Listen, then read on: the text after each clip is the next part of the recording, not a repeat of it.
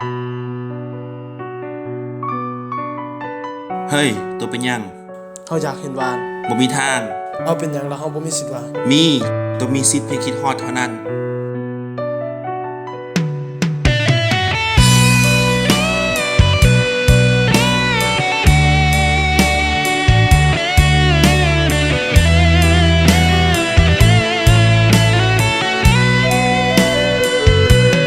นับตั้งแต่พ่ายแพ้ให้แฟนของเจ้า เจ้าตัดสินใจเลือกเขา แต่วันนั้นเฮาก็เหินห่างกัน แต่ใจของอายลืมบ่ได้มันยังผูกพัน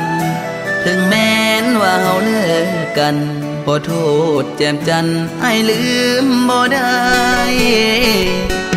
คิดฮอดหลายหัวใจมันแสนลำบากตั้งแต่หักเฮาพัดภาคนานแล้วยังหนักในการเห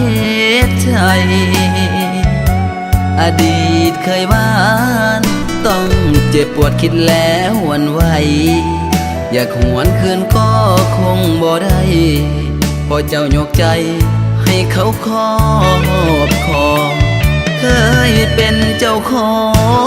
หัวใจน้องเมื่อวันอดีตหักเฮาฟ้าคงลิขิตได้เพียงสิทธิ์คิดฮอดเท่านั้นแอบเข้าสังเกตเบิ่งในเฟซของเจ้าทุกวันบางครั้งหัวใจมันสั่นเห็นรูปเจ้านั้นถ่ายคู่กับเขาคิดฮอดบ่เศร้าถึงว่าเจ้าเป็นแฟนคนอื่นบางทีอ้ายก็ทนฝืนห้ามหัวใจบ่ให้คิดฮอดแอบหักแอบห่วงถึงว่าเฮานั้นหมดสิทธิ์ก่อนขอโทษเด้อยามใจคิดฮอดหูมาตลอดว่าเจ้าคือแฟนเขา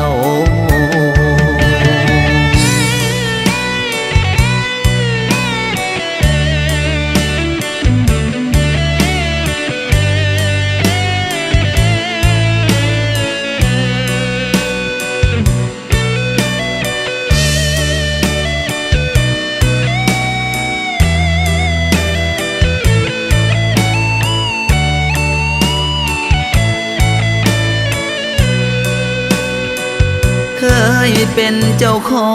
งหัวใจน้องเมื่อวันอดีตหักเฮาฟ้าคงลิขิตได้เพียงสิทธิ์คิดฮอดเท่านั้นแอบเข้าสังเกตเบิ่งในเฟซของเจ้าทุกวันบางครั้งหัวใจมันสั่นเห็นรูปเจ้านั้นถ่ายคู่กับเขาคิดฮอดบ่เศร้าถึงว่าเจ้าเป็นแฟนคนอื่นบางทีอ้ายก็ทนฝืนห้ามหัวใจ